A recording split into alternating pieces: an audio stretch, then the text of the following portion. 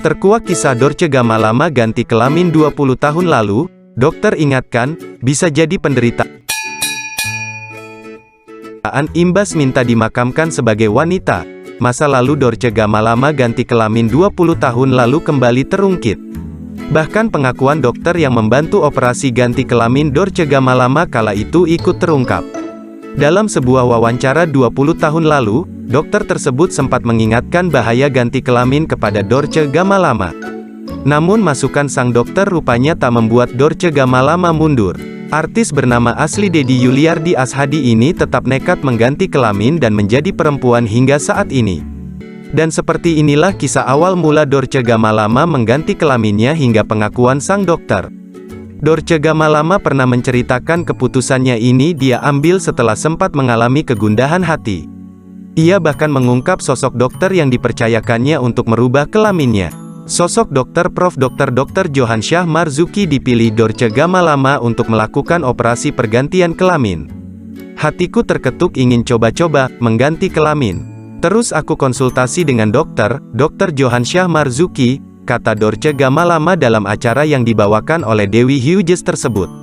Saat itu, Dorce Gamalama hanya melakukan konsultasi untuk mendapatkan masukan dari ahli, tanpa mengharapkan apapun. Dorce Gamalama bahkan diminta oleh Dr. Johansyah Marzuki untuk melakukan konsultasi terlebih dahulu dengan dokter yang lain juga psikolog.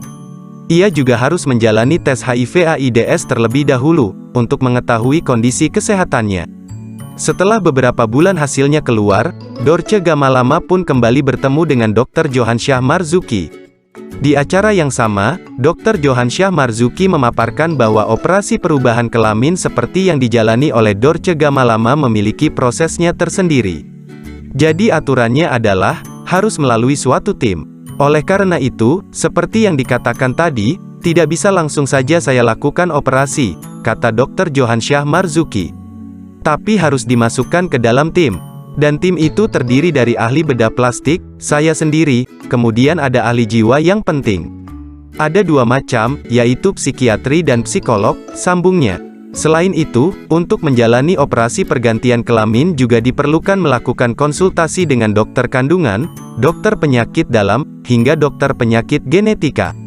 Tapi betul-betul dorongan dalam dirinya, jelas sang dokter. Setelah menjalani operasi ubah kelamin, untuk mengesahkan pergantian status, dokter akan memberikan surat pengantar yang berisi alasan dilakukannya tindakan pembedahan tersebut. Dr. Johansyah Marzuki juga menjelaskan sejumlah risiko yang dapat terjadi jika seseorang melakukan operasi ubah kelamin. Operasi ubah kelamin itu juga ada penyulit-penyulit yang bisa terjadi.